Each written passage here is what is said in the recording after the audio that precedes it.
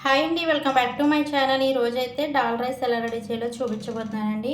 ఇది చాలా సింపుల్గా అయిపోతుంది, టేస్ట్ కూడా చాలా బాగుంటుంది. ఒక గిన్నె తీసుకొని దాంట్లో నేనైతే 2 గ్లాసుల బియ్యాన్ని అయితే తీసుకున్నానండి.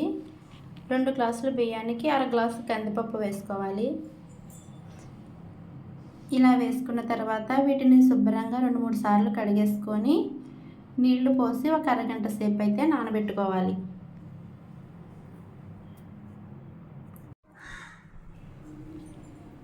స్టవ్ అంటించి కుక్కర్ గిన్నె పెట్టుకొని అందులో ఒక 2 స్పూన్ల నూనె, 1 స్పూను నెయ్యి వేసుకొని నూనె లైట్గా వేడెక్కిన తర్వాత ఇందులో పోపు సామాన్లు వేసుకోవాలండి. 1 స్పూన్ పచ్చిశనగపప్పు, 1/2 స్పూన్ జీలకర్ర, 1 స్పూన్ ఆవాలు అయితే వేసుకున్నాను.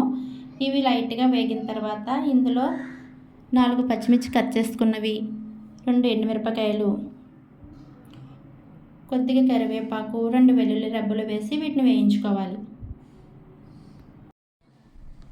ఇలా పోపు వేగిన తర్వాత సన్నగా తరిగిన ఒక ఉల్లిపాయ వేసుకొని ఉల్లిపాయను త్వరగా వేయించుకోవాలి. ఉల్లిపాయ వేగిన తర్వాత కట్ చేసుకున్న టమాటా ముక్కలు కూడా వేసుకొని టమాటాలను మగ్గించుకోవాలి.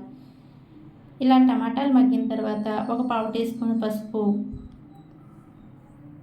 వేసి ఒకసారి కలుపుకొని ఇందులోనే రుచికి తగినంత ఉప్పు, ఒక 2 స్పూన్ల సాంబార్ పౌడర్ వేసేసుకొని ఒకసారి కలుపుకొని ఒక 2 నిమిషాల పాటు అయితే సిమ్లో పెట్టి మూత పెట్టుకోవాలి. ఇలా మగ్గిన తర్వాత ముందుగా నానబెట్టుకున్న బియ్యం పప్పు ఉన్నాయి కదండి, అవి ఇందులో వేసేసుకొని ఒకసారి కలుపుకోవాలి. ఇప్పుడు ఇందులో వాటర్ అన్నవి యాడ్ చేయాలండి. 1 గ్లాసు బియ్యానికి 2 గ్లాసుల చొప్పున అయితే తీసుకోవాలి. ఇలా 4 గ్లాసుల నీళ్ళు అయితే నేను ఈ బియ్యంలో పోసుకున్నాను అనమాట.